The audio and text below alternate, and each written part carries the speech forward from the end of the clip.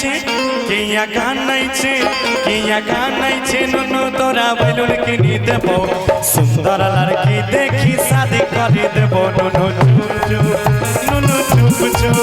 नुनु चुप चुप नुनु चुप चुप आगे शादी में हमें चार गाड़ी लेबो गाड़ी पर बैठी के हाथ बन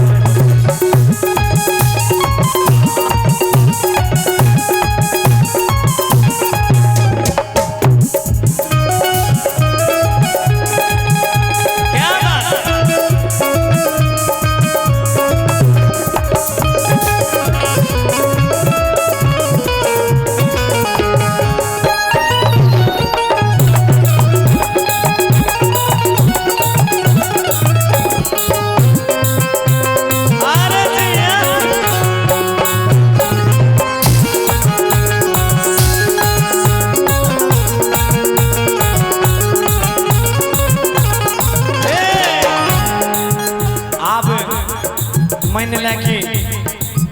बेटी हो गए माय हो गए अब एकरा सही हमरा कहे छे और लाखों में रे एक दुल्हनिया खोज देबो पत्नी मन कनिया रोजे अपना हाथ से खिलै तो खाना बढ़िया बढ़िया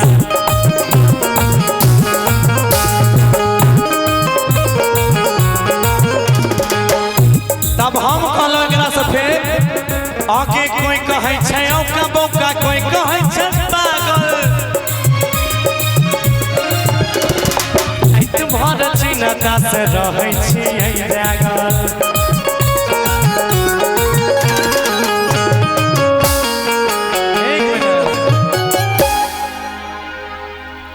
एकरा से बियाह करा देना हमर करेबी आए नहीं करेबो से किया कोनो कारण कथी कारण छै न कारण कल के दिन दुनिया अच्छा नहीं है आज जब मियाँ बीबी राजी तो क्या करेगा काजी तो हम कहलिए सुन ना कि लाखों मेरे एक दुल्हनिया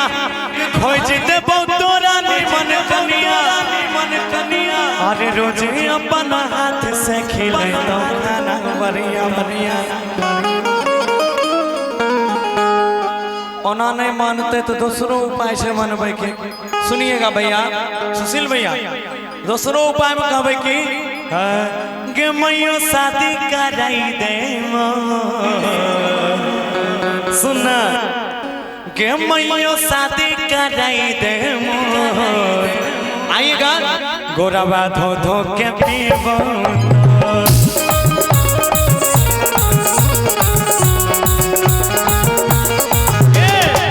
मैयो शादी कराई दे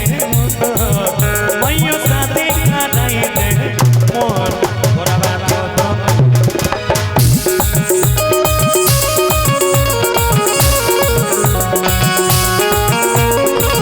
अरे लाखों में एक दुल्हनिया खोज देबो तोरा निमन कनिया रोजे अपना हाथ से खिलै तो खाना बढ़िया बढ़िया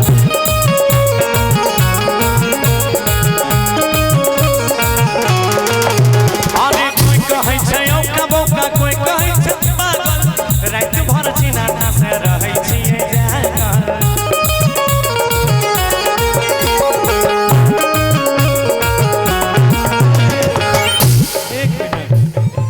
सुन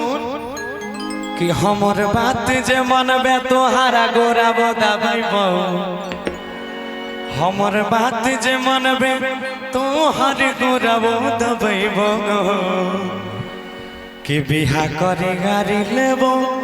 अरे हॉर्न बजैबो हॉर्न कनी हल्ला करके बोलबो तब ना माइक तक आवाज आना चाहिए कि हमर बात जे मानबे तोहर गोरबो दबैबो अरे बिहा करे गाड़ी लेबो हॉर्न बजैबो हॉर्न